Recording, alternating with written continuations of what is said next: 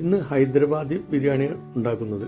ഇതിൻ്റെ പ്രത്യേകത എന്ന് വെച്ചാൽ മസാല വേവിക്കാതെയാണ് നമ്മൾ ദമ്മിട്ട് ബിരിയാണി തയ്യാറാക്കുന്നത്. അപ്പോൾ ഇതിന് വേണ്ടത് ആദ്യം 1 കിലോ മട്ടൺ, പിന്നെ ഇതിനകത്തേക്ക് ആവശ്യത്തിന് മഞ്ഞൾപ്പൊടി ഇട്ട് കൊടുത്ത്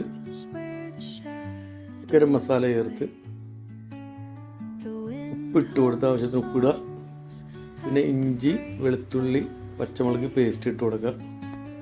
പിന്നെ ഇതിൻ്റെ പ്രത്യേക സാധനം പച്ചപ്പങ്ങ അരച്ച് ചേർത്തണം. ഇതാണ് നമ്മളെ ഇറച്ചി പെട്ടെന്ന് വെന്ത് കിട്ടാൻ സഹായിക്കണം. അതിൽ തക്കാളി ഇട്ട് കൊടുത്ത് തൈര് ചേർത്ത് പൊരിച്ച സവാളയാണ് ഇതിനകത്ത് ഉപയോഗിക്കുന്നത്.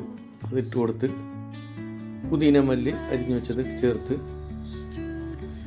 ഈ പൊരിച്ച സവാളയുടെ എണ്ണയും കൂടി ചേർത്ത് കൊടുത്ത് നന്നായിട്ട് തിരുമ്മി കഴിഞ്ഞിട്ട് 1 മണിക്കൂർ മാറ്റി വെക്കാം.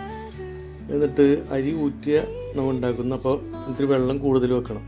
അത് ഇത്തിരി എണ്ണ ഒഴിച്ചു കൊടുത്ത് പട്ട ഗ്രാമ്പൊക്കെ ചേർത്ത് ഇന്ത്യ ഗേറ്റ് ബസ്മതിയാണ് ഉപയോഗിച്ചേക്കുന്നത്. അതിട്ട് കൊടുത്ത് ഇതൊരു 60-70% വെന്ത് കഴിയുമ്പോൾ ഈ അരി ഊറ്റി മാറ്റി വെക്കണം.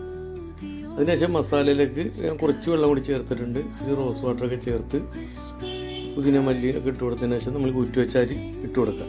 എന്നിട്ട് ദമ്മിടാനുള്ള പണി ചെയ്യാം. സവാള പൊരിച്ചിട്ട് പുതിന മല്ലി നെയ്യ് ചേർത്ത് കുറച്ച് എണ്ണ ചേർത്ത് എല്ലാം കഴിഞ്ഞിട്ട് ഇത് അടുപ്പിൽ വെച്ച് കഴിഞ്ഞാൽ പ്രത്യേകം ശ്രദ്ധിക്കണം.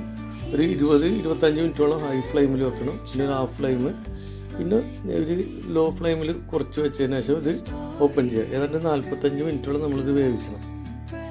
അങ്ങനെ ഇട്ട് നല്ല അടിപൊളി ചോറായിരിക്കും, ഭയങ്കര ടേസ്റ്റാണ്. അപ്പോൾ ഇത് ഇറച്ചിയൊക്കെ നന്നായിട്ട് വെന്തിരിക്കും. അപ്പോൾ എല്ലാവരും ഇഷ്ടപ്പെട്ട് കഴിഞ്ഞാൽ എല്ലാം ട്രൈ ചെയ്യണം. നല്ല രുചിയുള്ളതാണ്. അപ്പോൾ എൻ്റെ ചാനൽ സബ്സ്ക്രൈബ് ചെയ്യാത്തവർ സബ്സ്ക്രൈബ് ചെയ്യണം, ലൈക്ക് ചെയ്യണം, ഷെയർ ചെയ്യണം, അഭിപ്രായം പറയണം. ഓക്കെ.